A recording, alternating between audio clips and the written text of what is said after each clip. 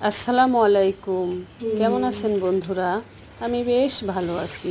এই যে দেখুন, কচুর ফুল ধুয়ে সুন্দর করে কুচি করে কেটে নিব। কেটে নিয়ে এই যে আমি এটা জাল করব। এটার মধ্যে সামান্য পরিমাণ পানি, পেঁয়াজ কুচি, লবণ, হলুদ, কাঁচামরিচ দিয়ে সুন্দর করে জাল করব।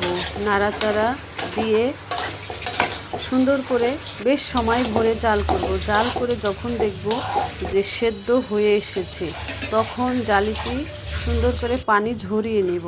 পানি ঝরানো শেষ হলে আমি তেলের মধ্যে শুকনো মরিচ এবং পেঁয়াজ, রসুন কুচি দিয়ে সুন্দর করে নাড়াচাড়া করে বাদামি কালার হয়ে আসবে, তখন কচুটা ছেড়ে দিব। এই যে আমি এখন কচুটা ছেড়ে দিব। এটাকে আমি কচু সব কিছুই খাওয়া যায়, এই জন্য আমি কচু তরকারিটাকে জাতীয় তরকারি হিসাবে গণ্য করি।